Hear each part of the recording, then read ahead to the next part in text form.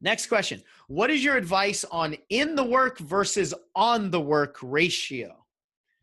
What's the rule of thumb for investing time and money in your own development while working as a coach? And, and this is much bigger than just a coach. This is in your business, in any kind of business, in life in general. But I'll speak to the question as much as I can as a coach.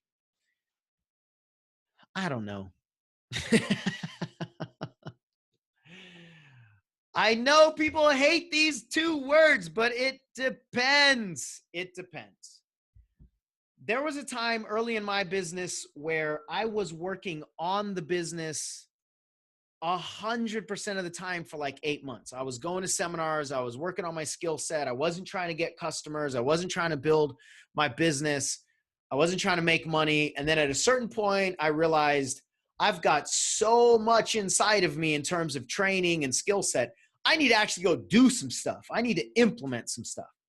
And then I spent the majority of the next short period of time, however long it was, implementing and implementing and implementing. And then about 2 years later, I realized I haven't been going to seminars. I haven't been hiring coaches. I haven't been working on the business.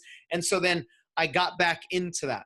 So I don't know that there's a ratio necessarily, because it's going to depend on where you are in your business, how you operate as a person. But I would say that there's got to be harmony between those two things, with the intention of making sure you're still going forward. Some people are working in the business so much that they hit a capacity because they haven't worked on their mind enough, or they don't have a coach, or they don't have a support system, and they're working so much in the business, but they can't pass a certain ceiling. And what I will say is this: your business will never outdevelop you as a person.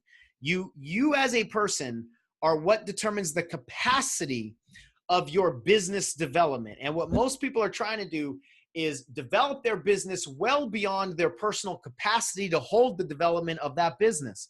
They think that if their business grows, if they get more money, if they get more clients, well, then all the problems that I have in my personal life, or all the challenges that I have in my mind, are going to be taken care of. In fact, it's the opposite. Wherever you are right now, if you feel like you're a mess right now, then doubling your business is going to double your experience as a mess. Money is an exaggerator. It's not a healer. Money and success will not heal your problems. They'll just exaggerate whatever you have now. So we've got to constantly have the awareness of the internal structures, the business systems, all those things. That's on the business work. In the business work, or in the work, is when you are doing whatever it is that you're doing to build your business. You're making phone calls, you're doing videos, you're doing stuff that's going to expand the business, versus on the business or on the work is doing stuff that's going to expand your personal capacity. I want you to think of these things as a right foot and a left foot. You've got to be doing them both. You don't necessarily have to be doing them both in a balanced perspective, like 50% in the work, 50% on the work. But I'll tell you, in one phase of your life, you might be taking 75% steps with your right foot working in the business, because that's just where you are. And then in the next phase, you're 75% left foot, because that's just where you are. So I don't want you to be worried about a certain ratio. I want you to just constantly be asking yourself, is this working? Am I constantly making progress? Do I feel good? Is the business growing? Am I growing?